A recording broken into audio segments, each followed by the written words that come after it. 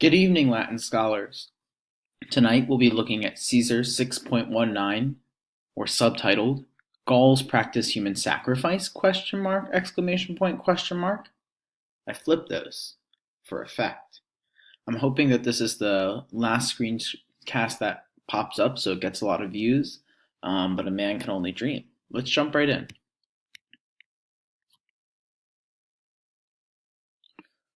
Whatever sums of money the husbands received under a bond of dowry from their wives, they place in a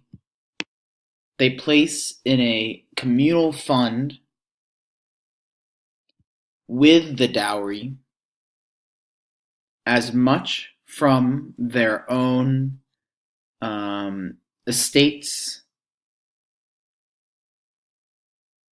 their own goods, after an appraisal has been made. So more or less what this is saying is, in Gallic society, the husbands put in a pool the same amount of money that the wife contributes through her dowry, and they share all of this. This is different from Rome, where finances are kept completely separate, sort of as a safeguard against divorce or a bad marriage. Continuing. Oh, one last note here. This right here is an ablative absolute. Continuing. All of this money is held jointly in an account, and the fruits of profit are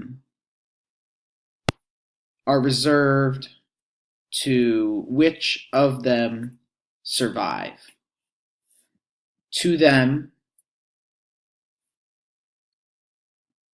the share of both comes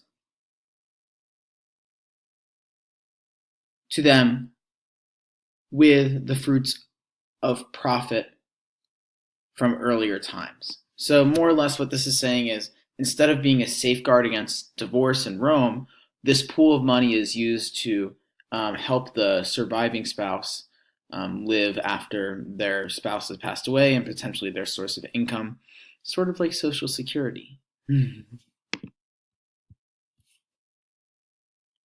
Men have the power of life and death over their wives, just as over their children. Now, this is sort of a shock to Romans. There was a point in Roman history where men did have complete control over their wives. At this point, by the reign of Augustus, that's completely archaic. And this sort of serves as a window into what Roman life was in the past. Continuing, and when the father of the family, having been born into more illustrious status, dies, illustrious loco is an ablative of source. When he dies, the relatives of him come together. And if the matter of death comes into suspicion, they have an examination of the wives through torture. And if it has been proved that they killed the husband, they kill her after the woman had been tortured with fire and with all torture. So this is sort of a double loss for the wife. If they think the wife killed the husband for monetary gain, for getting this big pool because the husband was rich, the family can investigate her with torture, and if they find her guilty, torture her more until she dies. Definitely not a great society for women to live in. And finally, the funerals are, in proportion to the level of civilization or Gallic civilization, magnificent and expensive, and all which they thought, or who they thought, which they thought was dear to the heart of the living, they burn in fire, even animals. And a little before this tradition, the slaves and clients whom it was evident that they were highly esteemed by the deceased were burned at the same time after the appropriate funeral ceremonies had been conducted.